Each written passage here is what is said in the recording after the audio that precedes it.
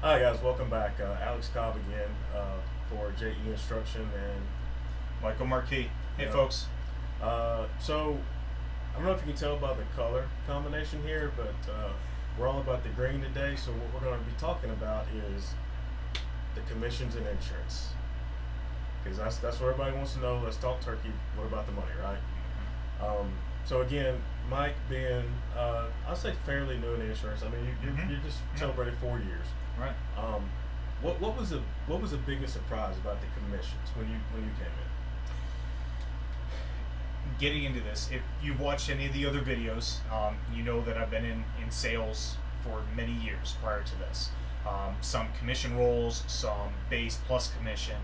Um, so being commission only wasn't a surprise. However, how quickly or how often the pay cycle is was different because depending on the line of business or the carrier that you're working with really depends on how quickly you could be paid. I mean, let's say for instance I sell a policy on the 1st of this month.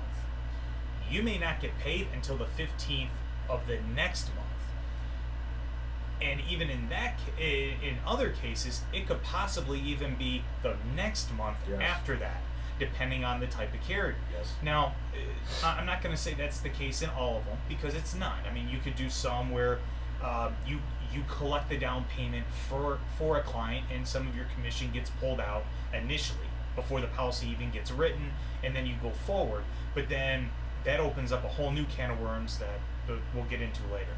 But ultimately, the when you first get into insurance, you need to understand that it's not a I sell it today, I'm going to get paid next week. Right. That's not the case. There are some carriers, like if you sell like ancillary products, like Aflac Aflac, products, yeah. or carriers like that. That's a little bit different because I believe they cut checks every single week on a particular day, and once you sell a policy, you just get roped into one of those 2 or 3 week cycles Right. and kind of go from there. So, I mean, there's multiple ways that you can get paid.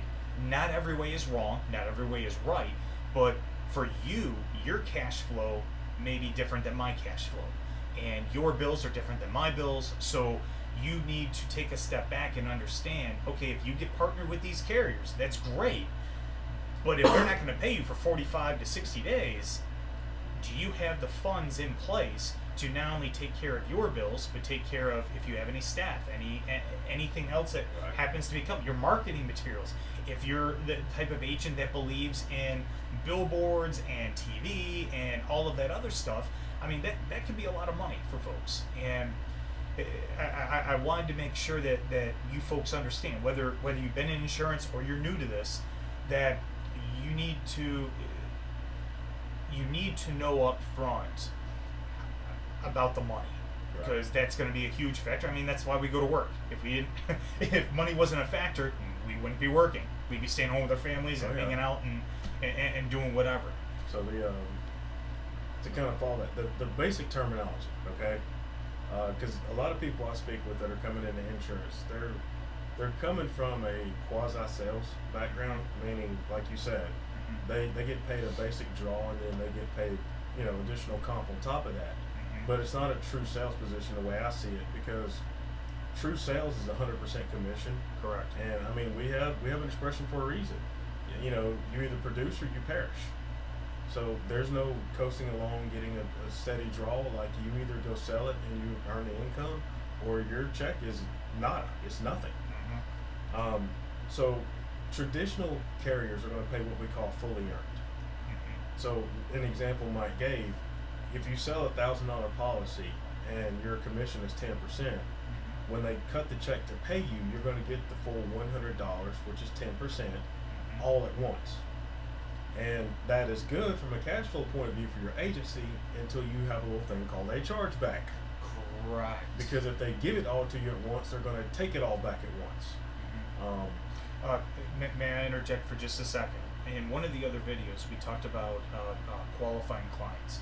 Not necessarily qualifying to decide nitpicking, but meaning if you start having a conversation with someone rather than just answering the phone like, hey, I want an auto policy. Oh, okay, da da da da da. Here you go, and then that person may only need insurance for 2 days and then they cancel it. Well, if you better understand your clients, you have a better opportunity to limit the amount of chargebacks Yes. that you actually have Yes. by generating solid business. Now, all business is good business to certain agencies. Like if you want an agency that specializes in, say, SR15s or specialize in whatchamacallit, if you, We'll start over. okay. If you have an agency that specializes in state minimums or SR22. okay, SR22s, then you're already getting into the business of knowing that you have a greater chance of getting chargebacks, whereas you wouldn't if you were writing other business. With some agencies, this is where they wanted to go. Other agencies, this is where they wanted to go. So it all comes back to deciding who you want to be and the type of business that you want to write. But it helps in qualifying some of the clients so you understand, okay, this one may end up coming back over the next couple months. So you don't want to spend that $100 all at once, because if they take it back, you lost that $100 in the next month or the third month or something like that. So that's just something to keep in mind as well. Yeah. So, and simplified, that is fully earned. You know, you get it all at once, they take it all at once. There's another relationship that's far less common, although it's still out there, and I think you learned this lesson the hard way. Yes. It's what we call as earned. So in that same $1,000 premium example, if you're still getting the same 10% commission, as opposed to getting it all at once, each month that the client makes a payment, you're going to collect that portion just for that month. So from an accounting point of view, that's actually easier. But from your pocket point of view and for paying your bills point of view, not so much. Correct. Because you've committed the same amount of time, and you'll eventually get the same return because it's 10% commission, but you have to wait so much longer to collect all your money. Correct. Now the positive to that though is if Limits chargebacks. Right. If the client doesn't pay, you don't get charged back. Now if the client gets canceled because they didn't make the payment, but you don't have a $100 Right. chargeback, or whatever the difference would be is a chargeback. So, I mean, there is a con that you don't get the full 100 for a 6-month policy. Yeah. But the positive is if that client decides to leave, you're not going to get charged back. Right. So neither good, neither bad. It just kind of is. And like I said, those are rare. There are still some carriers out there. I'm not going to put anybody to the wall, but you know that may be 1 out of 100. Okay. Another scenario that I frequently have people kind of scratching their head about is what we call agency bill. And what that means is simply this. You're going to be dealing with an E&S carrier, which just simply means it's somebody that's not in a standard preferred market. So it would not be an Allstate or a State Farm or one of the blue bloods that everybody knows. You're going to be dealing with a carrier of a different acclaim. And they're called E&S because it's excess and surplus. They're specially designated. They can offer the same products, for instance, a homeowner's or a condo policy. They do it slightly different than the preferred. So that's the difference. The other thing about those contracts is they could read exactly like the State Farm or Allstate contract, but they don't have to. And one of those areas where they don't frequently is they don't bill the customer.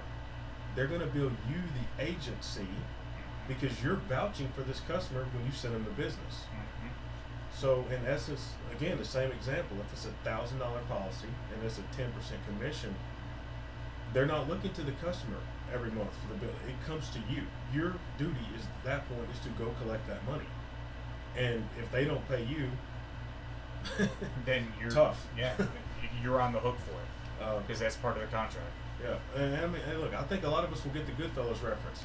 The casino reference. You had a rough month? Forget you, pay me. Right. They want their money whether you got paid or not. So Mhm.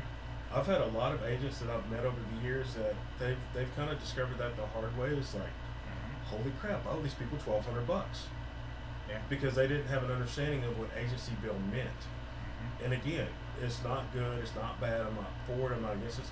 I'm just letting you guys know, like, these are out there, and in this case, that is more common than most agents are really aware of. Right. Because we're in what we call a hard market right now with personal lines, which means they are ultra conservative on their underwriting, they're ultra conservative on their claim adjusting, and they're going out inspecting property now.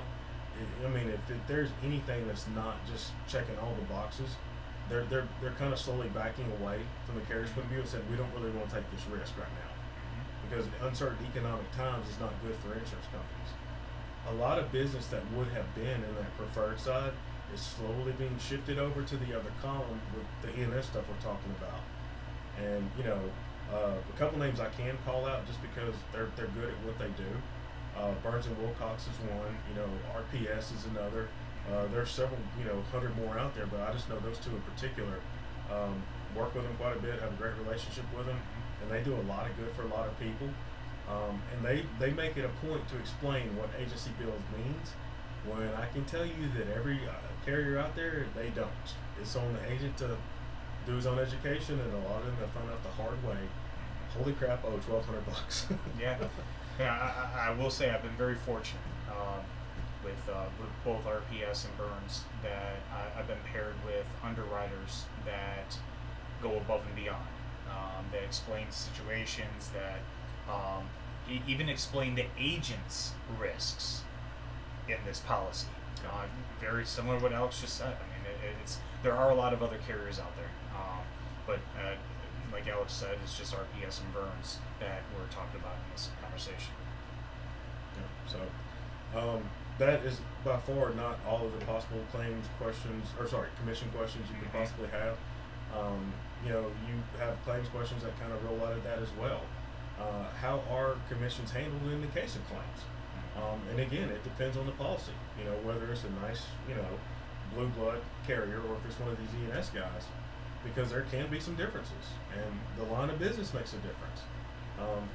For you that have been reading the news, one of the big things that came out of COVID is the communicable disease, because the traditional BOP, policy, it offers some protection, but that wording has been deemed to be so vague. Does that include a communicable disease? In other words, is COVID something that you can file a claim for? And for the most part, courts have decided no, you can't. I think with what's going on now, with a lot of the judgments coming out of the Supreme Court, it's been very pro-business to a lot of degree. I think that's probably going to continue. So inevitably, what's going to happen? Someone's going to write a new contract that allows that. As long as they can collect premium for it, they're going to cover communicable disease. Correct. So that's the thing about insurance. It's just very reactionary. It may not be in the time frame that you want it to be, but the clear example now is I live in small town America, and Atlanta has had Uber for I think 15 years. We finally got it in my town. I'm guessing maybe 4 years ago, give or take. I never thought it would come there, right? Just because we don't have the population. But insurance companies now are allowing you on your personal policy in some cases to, temporarily offer Uber or offer Lyft, offering the ride sharing stuff. And, for the last 30 years, that's been completely forbidden. But now, if there's a way to monetize it, make some money off of it, they're going to jump on it. I fully expect that, the COVID communicable disease thing is going to be very similar. So, as I've always said, if you're bored with insurance, then you ain't doing it right. Absolutely. I mean, there's always, every day is different. That's actually one thing that I really love about this is no day is the same, and there's always something to be learned. There is. Every day. And so, yeah, I agree. So, as always, guys, questions, comments, see below. Welcome all of them. Until we meet again, So, Alex is out. Thank you, folks. Have a great day.